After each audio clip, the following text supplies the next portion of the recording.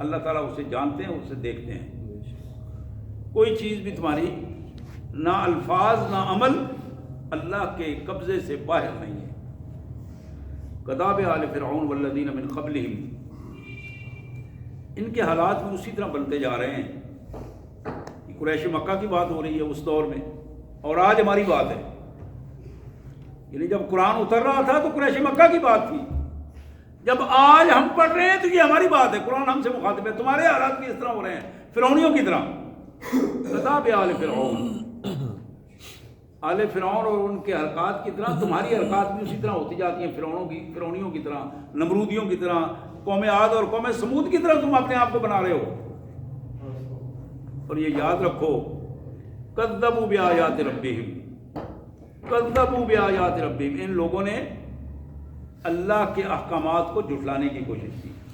عمل سے جھٹلایا، زبان سے جھٹلایا. فَأَهْلَكْنَاهُمْ بِذُنُوبِهِمْ، اللہ نے ان کی جرائم کی وجہ سے ان کو ہلاک کر دیا، تباہ و برباد کر دیا.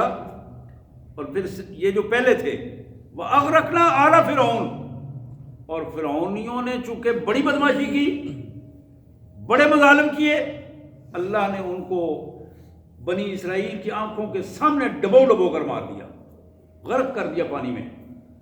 وَكُلٌّ كَانُوا ظَالِمِينَ، ان میں سے ہر ایک ظالم ثابت ہو چکا تھا.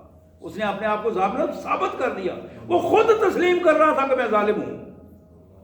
وَكُلٌّ كَانُوا ظَالِمِينَ.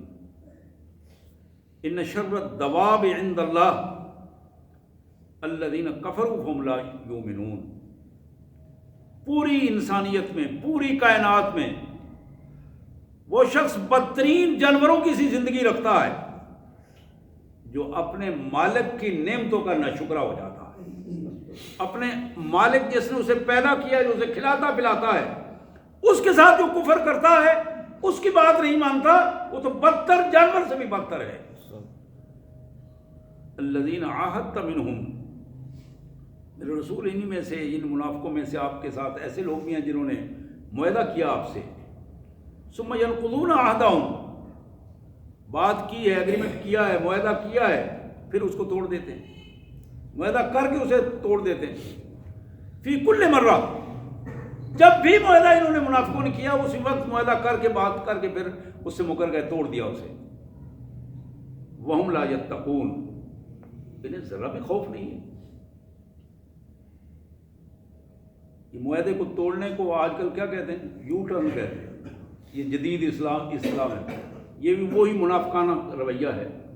فرد سے ہو، قوم سے ہو، کسی گروہ سے ہو، جو بھی اس سطح پہ اپنے آپ کو لاتا ہے، بات کر کے معاہدہ کر کے توڑ دیتا ہے، اس کا رویہ منافقوں والا رویہ، فرعونیوں والا رویہ، نمرودیوں والا رویہ.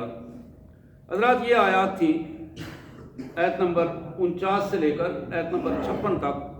سورہ انفال کی یہ آیات ہیں اور 10واں پارہ ہے.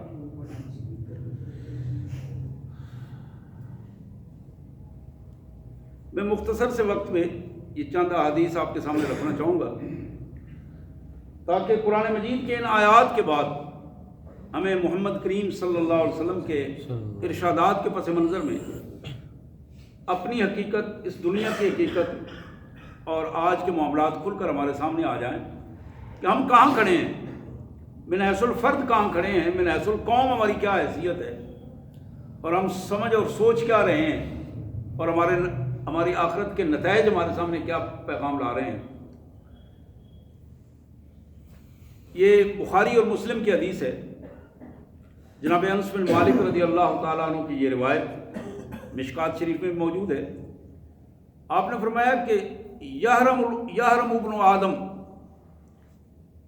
ویشب منہ الاسنان،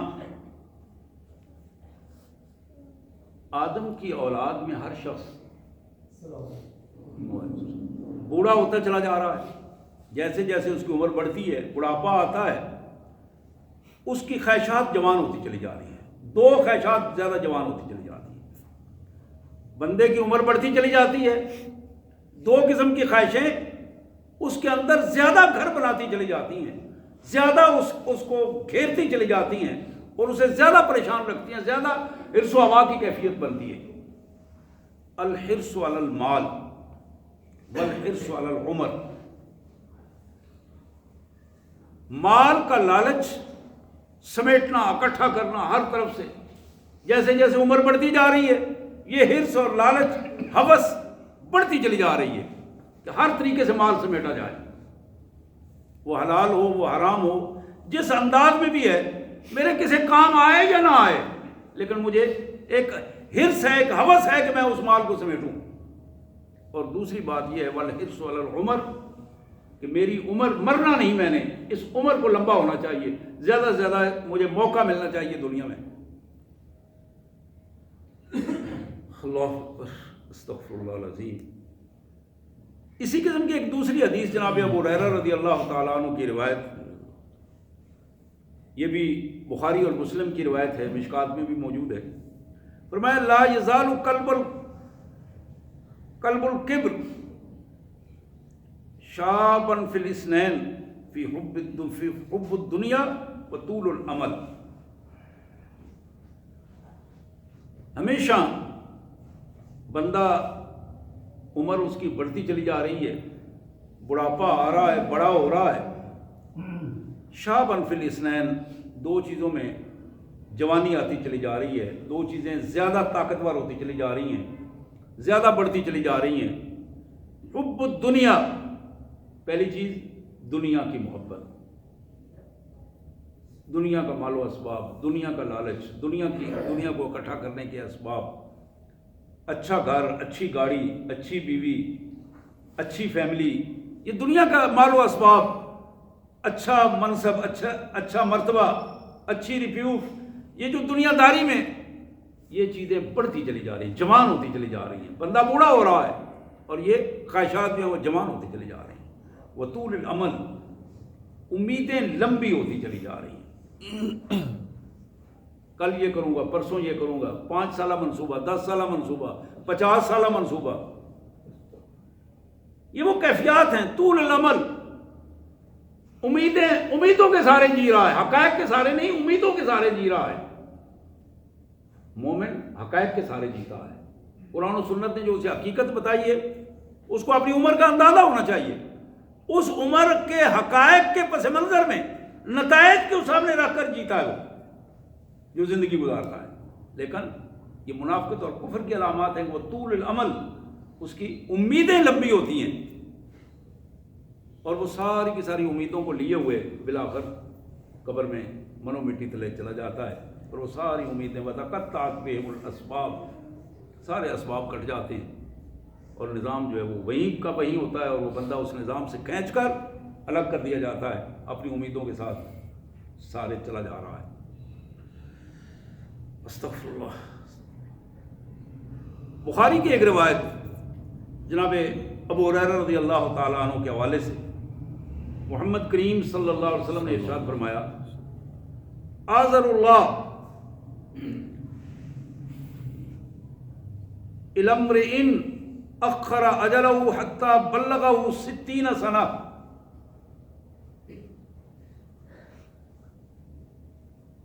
میرے آقا صلی اللہ علیہ وسلم فرماتے ہیں اللہ کریم نے بندے کا یہ جو لمبی عمر کا عذر ہے اسے قبول کر لیا ہے۔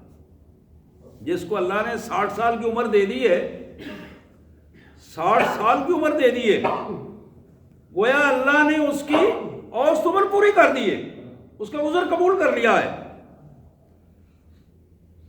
اخرہ اجل، اللہ نے اس کی وہ مقرر وقت جو موت کا تھا اس کو تھوڑا لیٹ کر دیا، حتیٰ بلغہ 60 سنہ، یہاں تک کہ وہ 60 سال کی عمر کو پہنچ گیا۔ گویا 60 سال کی عمر جو ہے یہ میرے اور آپ کے لیے وہ معیار ہے کہ جو لائن بندہ 60 سال کی جب کراس کر جائے تو پھر سمجھے کہ آگے مسئلہ جو ہے وہ بالکل میں کنارے پہ ہوں، بالکل کنارے پہ ہوں۔ اور اللہ تعالیٰ معاف فرمائے 60 سال بعد بھی اگر سمجھ نہ آئے، 60 سال بعد بھی بندہ ظلم کرنے سے باز نہ آئے، 60 سال کی عمر میں بھی بندہ دوسرے کا حق کھانے سے باز نہ آئے، 60 سال کی عمر میں بھی بندہ بدماشی، بے حیائی اور ان معاملات سے، آنکھوں کی بے حیائی، زبان کی بے حیائی اور عملی بے حیائی سے باز نہ آئے۔ آپ یہ اندازہ کریں کہ یہاں جو بات بتائی جا رہی ہے، اللہ نے اس کا عذر قبول کر کے اس کو 60 سال مہلت دے دی۔ اب یہ 60 سال کے بعد بھی درست نہیں ہو پا رہا، سیدھا نہیں ہو پا رہا، اس کے اندر وہی کجی ہے، اس کے اندر درست ہونے کا ابھی تک وہ داعیہ ہی پیدا نہیں ہوا۔ حضرات، اس کیفیت کو محمد کریم صلی اللہ علیہ وسلم نے ایک دوسری حدیث جو ترمذی کی حدیث ہے، جناب ابو ہریرہ رضی اللہ تعالیٰ عنہ کی روایت ہے، حضور نے فرمایا اعمار امتی ما بین 60 الی 70 وَأَقَلُّهُمْ مَن يَجُوزُ، میری امت کی عمریں 60 سال سے 70 سال کے درمیان ہوں گی بالعموم، بہت کم لوگ ہوں گے جو اس سے آگے بڑھیں گے۔ وَأَقَلُّهُمْ، بہت کم ان لوگ ہوں گے جو 70 سال سے زیادہ عمر پائیں گے، 80 90 100 ہوں گے تو ضرور، لیکن کم ہوں گے، وَأَقَلُّهُمْ، کم ہوں گے۔ زیادہ تر لوگ 60 70 کے اسی پیٹے میں اس دنیا سے رخصت ہوں گے۔ اب یہ وہ معیار ہے جو نبی رحمت صلی اللہ علیہ وسلم نے فرمایا۔ حضور صلی اللہ علیہ وسلم کی اپنی عمر مبارک بھی 63 سال تھی، اور یہ ایک معیار ہے، معیار ہے ہمارے سامنے، عملی معیار ہے کہ ہماری جتنی نافرمانیاں ہیں ویسے تو ہونی نہیں چاہیے، بہت پہلے ختم بھی ہو جانی چاہیے، لیکن اگر وہ 60 سال کی عمر میں پہنچنے تک موجود ہیں تو پھر یہ بڑا سوالیہ نشان ہے کہ اب تک بھی حیا نہیں آئی، اب تک بھی اپنے آپ کو سدھارنے کا داعیہ پیدا نہیں ہوا، اب تک بھی 60 سال عمر کراس کر گئی اور یہ شخص جو ہے وہ سدھرنے کے لیے تیار نہیں ہے۔ جناب ابن عباس کی روایت بخاری اور مسلم کی کتابوں میں، لو کان ابن آدم وادیان میں مال لا یبتغی ثالثا لیبتغی ثالثا، انسان کو اگر مال سے، دیناروں سے، سونے سے، چاندی سے بھری ہوئی 2 وادیاں میسر آ جائیں، یہ وادی سے مراد کچھ چھوٹی جگہ، وادی سے مراد ایک جزیرہ ہے، آپ سمجھ رہے ہیں، جزیرے یعنی کئی پیڑیاں ہوں اور وہ دولت سے بھری ہوئی ہوں، اللہ نے فرمایا یہ اس پر، اللہ کے رسول نے فرمایا صلی اللہ علیہ وسلم، یہ اس پر اکتفا نہیں کرے گا، شکر نہیں کرے گا، یا اللہ جو کچھ مل گیا بس میں اب یہ تیرے راستے میں خرچ کرتا ہوں، اور اس کو یعنی بہت کچھ مل گیا لیکن لیبتغی ثالثا، یہ اب تیسری کی تلاش میں ہے، اس سے آگے بڑھتا چلا جا رہا ہے، 3 مل گئی، چوتھی کی تلاش میں ہے۔ اب یہ وہ سفر ہے جو لالچ اور ہرس اور ہوس کا سفر ختم نہیں ہو پا رہا۔ نبی رحمت صلی اللہ علیہ وسلم نے فرمایا ولا یملا جوف ابن آدم الا التراب، امت محمدیہ کے لوگوں سن لو، اولاد آدم کا پیٹ سوائے قبر کی مٹی کے اور کوئی شے نہیں بھر سکتی، اس کو سکون وہاں آئے گا،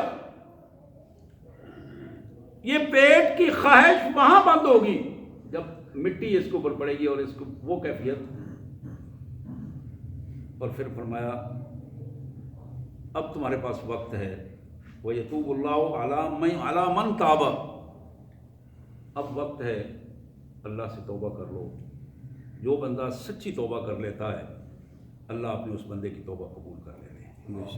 وَيَتُوبُ اللَّهُ عَلَى مَن تَابَ، جو شخص اللہ سے رابطہ کرتا ہے، اپنی زندگی کو پیش کرتا ہے، گناہوں کو پیش کرتا ہے، روتا ہے، احساس ندامت ہے، برائیوں کو چھوڑ چکا ہے، آئندہ نہ کرنے کا اللہ سے وعدہ کرتا ہے، اب یہ پوزیشن ہے کہ میرے آقا صلی اللہ علیہ وسلم نے فرمایا اگر بندہ اس حالت میں آ جاتا ہے اللہ تعالیٰ اپنے اس بندے کی توبہ قبول فرماتے ہیں، اللہ تعالیٰ اس کے گناہوں کو معاف کر دیتے ہیں۔ جب توبہ قبول ہوتی ہے، گناہ معاف ہوتے ہیں، تو پھر اللہ کی رحمت ہوتی ہے، اللہ کی رحمت ہی اس کی کامیابیوں کا زینہ ہے، پہلا زینہ ہے جو اس کو اگلی زندگی میں کامیاب زندگی دے گا۔ جناب عبداللہ بن عمر رضی اللہ تعالیٰ عنہ، بخاری میں ان کی ایک روایت، قال آخذ رسول اللہ صلی اللہ علیہ وسلم ببعض جسد، کہ نبی رحمت صلی اللہ علیہ وسلم نے ہاتھ سے میرا جسم پکڑا، ادھر کندھے پہ ہاتھ رکھا تھوڑا سا توجہ دلانے کے لیے، اور فرمایا عبداللہ کن فی الدنیا کانک غریب و عابر السبیل۔ جناب عبداللہ اس وقت نوجوان تھے، 18-20 سال کے تھے، تو آپ نے کندھے پہ ہاتھ رکھا، دوسری حدیث میں آتا ہے کندھے پہ ہاتھ رکھا اور توجہ دلائی، فرمایا عبداللہ دنیا میں ایسے رہو جس طرح ایک بے وطن مسافر ہوتا ہے، لمحات کے لیے وہ ٹھہرتا ہے اپنی منزل پہنچنے سے پہلے، کہیں روک کر ٹھہرتا ہے، اور عابر السبیل، یا راستہ چل رہا ہے، چلتے چلتے کسی درخت کے پاس بیٹھتا ہے یا نلکے پر پانی پینے کے لیے ٹوٹی پر رکتا ہے، تو اس کو کبھی بھی اس نے منزل نہیں سمجھا۔ کن فی الدنیا کانک غریب اور عابر السبیل، اپنی پوزیشن اس طرح بناؤ۔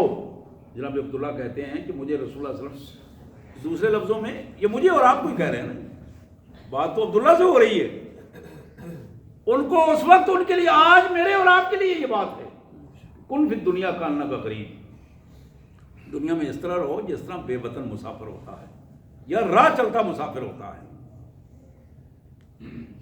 اور اگلا جملہ جو ہے وہ بڑا کمال جملہ ہے، اور فرمایا وعد نفسک من اصحاب القبور۔ عبداللہ اپنے آپ کو ایسے محسوس کیا کرو جیسے قبروں والے قبرستان میں پڑے ہوئے ہو، ہر وقت موت کی کیفیت کو ذہن میں سوار رکھو اور اپنے آپ کو اصحاب قبور میں شامل کرو۔ اس سطح پہ آؤ گے تو پھر قبروں میں جانے کی تیاری ہوگی۔ حضرات کبھی کبھی اتفاق ہو یا آپ کے ساتھ یا آبادیوں میں ماشاءاللہ قبرستان ہیں، عروب کی یہ خصوصیت ہے، اس گاؤں میں بہت سارے قبرستان ہیں، آبادیوں کے اندر قبرستان ہیں، کبھی کبھی مختلف قبرستانوں میں جایا کریں، رات کے وقت عشاء کی نماز کے بعد چلے جایا کریں۔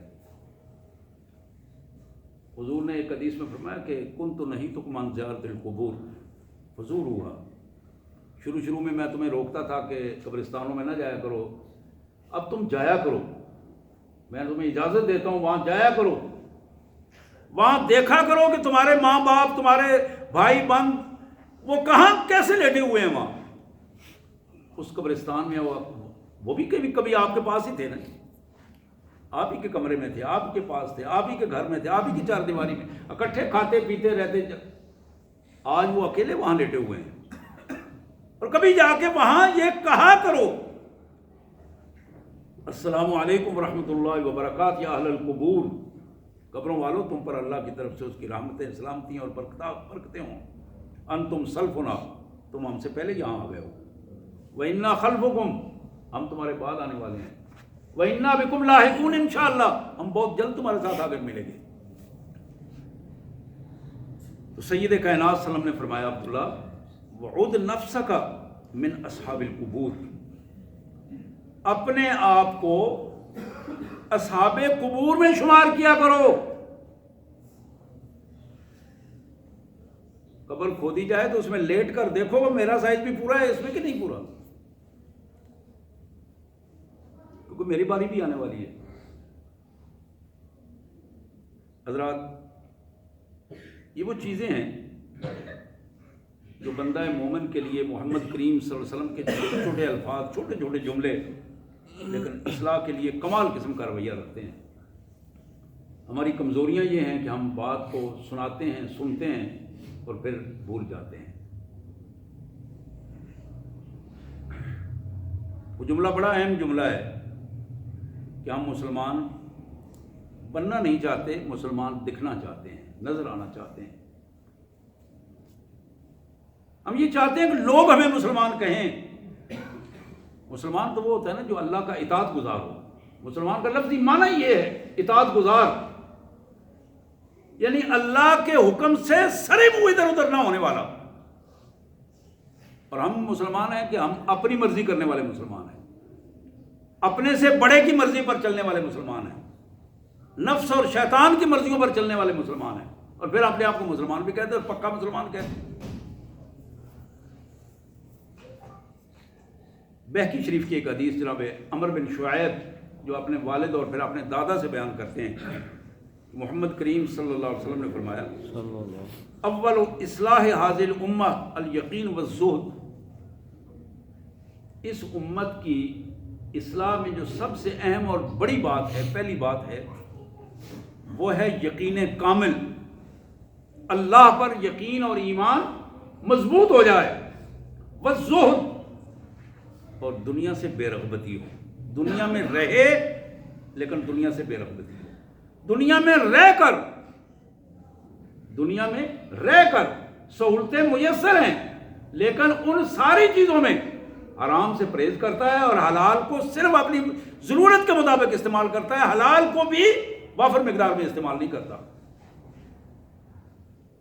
یہ ہے اس امت کی جو پہلی اصلاح رسول اللہ صلی اللہ علیہ وسلم نے پہلی ترجیح پر فرمائی، الیقین والزہد، ایمان کو مضبوط کر لیں اور زہد کی کیفیت پیدا کر لیں۔ وَأَوَّلُ فَسَادِهَا الْبُخْلُ وَالْعَمَلُ، اور پہلا فساد اور سب سے بدترین فساد جو اس امت میں آ رہا ہے، میرے آقا صلی اللہ علیہ وسلم نے فرمایا وہ بخل کا ہے، مال سمیٹنے کی حرص ہے اور اسے اللہ کی راہ میں خرچ کرنے کی حرص نہیں ہے، بخل ہے۔ بخیل انسان بدترین انسان ہے، اگرچہ وہ بڑی معروف حدیث ہے، والبخیل عدو اللہ ولو کان زاہدا، یہ الفاظ ہیں، بخیل اللہ کے دشمنوں میں شمار ہوگا اگرچہ وہ تارک الدنیا ہی کیوں نہ ہو۔ وَأَوَّلُ فَسَادِهَا البخل والعمل، عمل کیا ہے؟ الف میم لام، عمل یعنی لمبی امیدیں، کام نہیں کرنا، کل پرسوں چوتھ، ایک امیدوں کے سہارے وہ جی رہا ہے۔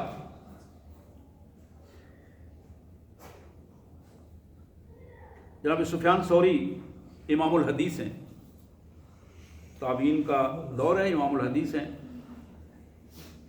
اور یہ امام بخاری کے بھی اساتذہ میں فرماتے ہیں لیس الزہد فی الدنیا بلبس الغلیظ والخشک واکل الجشب، لوگوں تارک الدنیا ہونے میں یہ چیز نہیں ہے کہ بندہ موٹے موٹے کپڑے پہنے، پھٹے پرانے کپڑے پہنے اور خشک روٹی کھائے اور بظاہر لوگوں کو یہ ثابت کرے کہ میں بڑا فقیر اور اس قسم کا فرد ہوں۔ فرمایا بات ایسی نہیں ہے، حقیقت کیا ہے؟ طیب الکسب و کسر العمل، زہد یہ ہے کہ بندہ جو کما رہا ہے وہ طیب اور حلال رزق کما رہا ہے اور اس کی امیدیں کم ہو گئی ہیں، خواہشات کم ہو گئی ہیں، خواہشات کو سمیٹ لیا اس نے، کما رہا ہے اور پھر اللہ کے راستے میں لگا بھی رہا ہے اور اپنی بنیادی ضرورتیں پوری کر رہا ہے، ضرورت سے زیادہ خواہشات کو اس نے بڑھایا نہیں، ضرورت سے زیادہ اس دنیا میں اپنی جڑوں کو اور اپنے پاؤں کو پھیلایا نہیں۔ جناب امام مالک رحمۃ اللہ علیہ، ان سے پوچھا گیا ایو شیء بالزہد، کہ حضرت زہد کیا ہے؟ الزہد فی الدنیا، قال، امام مالک رحمۃ اللہ علیہ نے انہی الفاظ کو فرمایا کہ دنیا میں زہد یہ ہے کہ انسان خوبصورت کمائے، حلال کمائے، طیب کمائے اور اپنی خواہشات کو محدود کر دے۔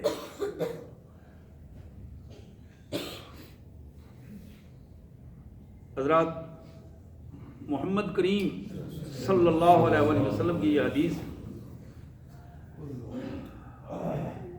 زیادہ تبصرہ میں نہیں کر رہا ہوں، احادیث اس لیے سنا رہا ہوں کہ اصل یہی چیز ہے، جتنا تعلق ہمارا قرآن اور حدیث سے بنے گا اتنا ہمارا عمل بہتر ہوگا۔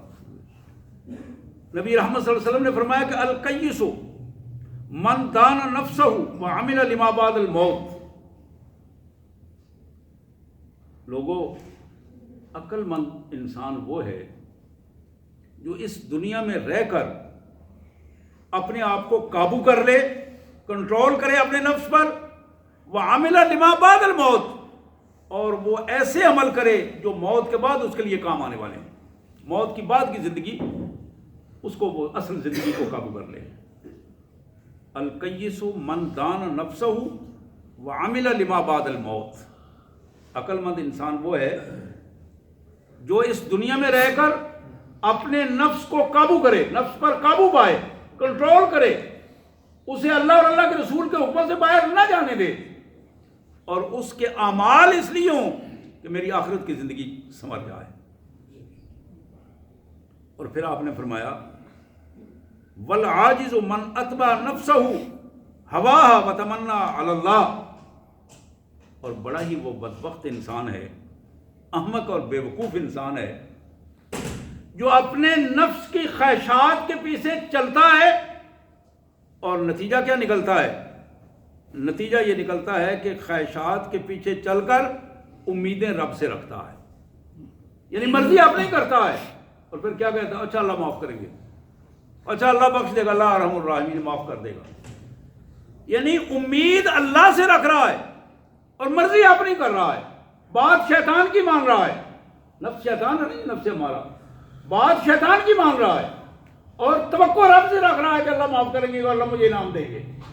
اللہ کے رسول صلی اللہ علیہ وسلم نے فرمایا بڑا احمق انسان ہے جس کو اتنا ادراک نہیں ہے کہ یہ کیا حرکت کر رہا ہے، نعوذ باللہ اللہ کے ساتھ دھوکہ کرنے کی کوشش کر رہا ہے۔ حضرات، یہ آخری حدیث ہے جو میں آپ کے سامنے رکھ رہا ہوں، اور یہ میرے اور آپ کے لیے بڑی اہم حدیث مبارک ہے۔ حضور نے فرمایا ینادی مناد یوم القیامہ، حشر کے دن ایک منادی کرنے والا منادی کرے گا، آواز دے گا، این ابناء الستین، وہ لوگ جن کو 60 سال عمر دی گئی تھی وہ کہاں ہیں؟ سارے اکٹھے ہو جائیں ایک طرف۔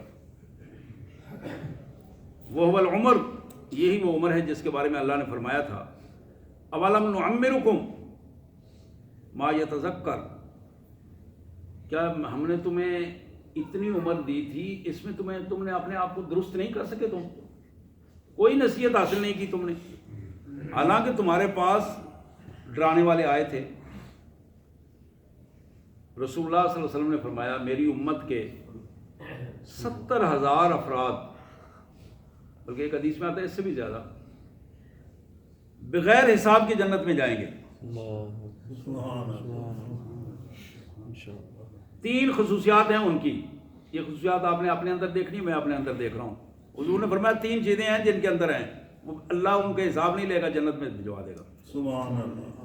ہم الذین لا یسترقون، پہلی خصوصیت یہ ہے وہ تعویذ، دھاگے اور دموں شموں سے باز رہتے ہیں، اللہ پر توکل کرتے ہیں۔ یہ جو اس راہ پہ نہیں چلتے، وہ ہر وقت وہ فلاں حضرت کے پاس، فلاں پیر صاحب کے پاس، فلاں مرید صاحب کے پاس وہ لائن لگی ہوئی ہے، اور وہ دم درود کے چکر میں اپنی زندگی بھی برباد اور اگلے کے لیے بھی مصیبت۔ وہ کڑے باندھے ہوئے ہیں، دھاگے باندھے ہوئے ہیں، عجیب قسم کی ایک بے دینی کے رواج اور رسوم۔ وہم الذین لا یسترقون، رقیہ یعنی یہ دم درود، تعویذ، دھاگے، یہ بدفالیاں باندھنا کوئی نہ کوئی چیز۔ پھر فرمایا ولا یتطیرون، یہ بدشگونیاں نہیں لیتے۔ میں گزر رہا تھا، آگے کالی بلی گزر گئی تھی، اس لیے میں واپس آ گیا ہوں۔ میں گزر رہا تھا، میرا موٹر سائیکل کا پہیا جو ہے نا، جو تھوڑا سا پھسل گیا تھا، تو میں نے سمجھا کہ آج میرے لیے کوئی مسئلہ خراب ہو جائے گا۔ یعنی عجیب قسم کی حرکات۔